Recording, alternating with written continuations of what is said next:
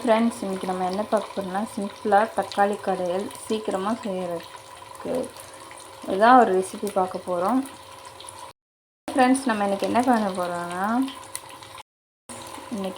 பார்க்க போகிறோன்னா ஒரு சிம்பிளான தக்காளி கடையல் பார்க்க போகிறோம். இது எப்படி செய்யலான்னு பார்க்கலாம் வாங்க. நான் வீடியோ எடுக்கிறதுக்கு மறந்துட்டேன். அதுக்கு முன்னாடியே நல்லெண்ணெய் ஊற்றி கடுகு போட்டு சின்ன வெங்காயம் வரமிளகாய் இது உங்களுக்கு தேவையான அளவு போட்டுக்கோங்க. ஏன்னா நான் ஒரு 4-5 தக்காளி எடுத்துருக்கனால ஒரு 3 வரமிளகாய் எங்கள் காரத்துக்கு அந்த மாதிரி போட்டிருக்கேன். நீங்கள் தக்காளிக்கு உண்டான அளவுக்கும் உங்களுக்கு எவ்வளோ காரம் தேவையோ அவ்வளோக்கான மிளகாயை போட்டுக்கோங்க. இது நல்லா வதங்கிட்டுருக்கு. இப்போ பார்த்திங்கன்னா நல்லா வதங்கினோன்னா வெங்காயம் மிளகாயும் நல்லா வதங்கினோன்னா தக்காளி வெட்டி வச்சுருந்த தக்காளியை போட்டிருக்கேன். அதையும் நல்லா வதக்கிக்குங்க. கொஞ்சம் நேரம் ஒரு 2 நிமிஷம் வதக்குங்க போதும். இப்போ கல் உப்பு வதங்குறதுக்கு நான் கல் உப்பு யூஸ் பண்ணுறேன்.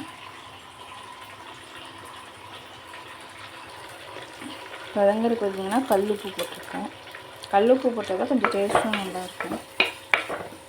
ஒரு 2 நிமிஷம் நல்லா வதக்குங்க. ஏன்னா கொஞ்சம் நாட்டு தக்காளி மாதிரி இருந்தால் நல்லா இருக்குங்க. இந்த கெட்டியான தக்காளினா வதங்கும் வதங்காது, அது அப்படியே இருக்கும்.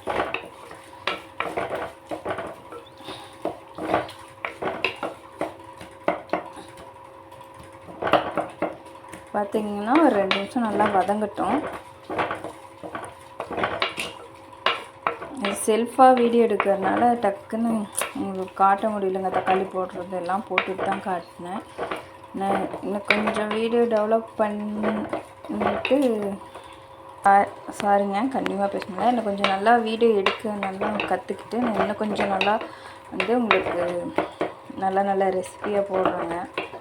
செல்ஃபாக வீடியோ எடுக்கிறதுனால கொஞ்சம் கஷ்டமாக இருக்குது. இது புதுசுங்கிறதுனால கொஞ்சம் பழகிக்கிறேன். அதுக்கப்புறம் இன்னும் நல்ல ரெசிபிஸ்லாம் உங்களுக்கு நான் போடுறேன்.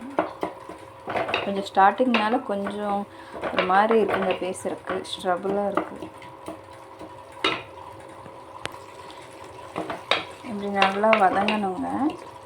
ஏன்னா இது நம்ம திடீர்னு இப்போ உடனே குழம்பு வைக்கணும், தோசைக்கோ இட்லிக்கோ சாத்துக்கோ எதுவும் இல்லை, டக்குன்னு ஒரு 10 நிமிஷத்துலையோ 15 நிமிஷத்தில் நம்ம வைக்கணுன்னா இந்த கடையில் ட்ரை பண்ணுங்கள். ஈஸியாக இருக்கும், உங்களுக்கு நல்லா டேஸ்ட்டாகவும் இருக்கும். இதுக்கு சைடிஷ் பார்த்திங்கன்னா முட்டை வைக்கலாம், அப்பளம் நல்லாயிருக்கும். நீங்கள் கண்டிப்பாக செஞ்சு பார்க்கணும். செஞ்சு பார்த்துட்டு எப்படி இருக்குன்னு கமெண்டில் சொல்லுங்கள். பிடிச்சிருந்தா சப்ஸ்கிரைப் பண்ணுங்கள், உங்கள் ஆதரவை கொடுங்க. இப்போ சும்மா கொஞ்சம் ஒரு டம்ளரில் தண்ணி ஊற்றிக்கலாம். இப்போ பார்த்திங்கன்னா ஒரு டம்ளர் அளவு தண்ணி ஊற்றியிருக்கேன். இப்போ லைட்டாக மஞ்சத்தூள் போட்டுக்கலாம். பார்த்திங்களா, மஞ்சத்தூளும் போட்டாச்சு. இப்போ ஒரு 2 நிமிஷம் நல்லா கொதிக்கட்டும், கொஞ்சம் தண்ணி சுண்டட்டும். அது மண் சட்டியில் வச்சுருக்கேன், அது இன்னும் டேஸ்ட்டாக இருக்கும். இப்போ நல்லா கொதிச்சதுக்கப்புறம் உங்கள்கிட்ட காட்டுறேன். பாருங்கள், நல்லா கொதிச்சிருச்சு. இப்போ நல்லா கடைஞ்சி எடுத்துகிட்டு நான் உங்களுக்கு காமிக்கிறேன். பார்த்திங்கன்னா நல்லா மத்தில் போட்டு கடைஞ்சாச்சு. இந்த மாதிரி ட்ரை பண்ணி பாருங்கள். பிடிச்சிருந்தா லைக் பண்ணுங்கள், ஷேர் பண்ணுங்கள்.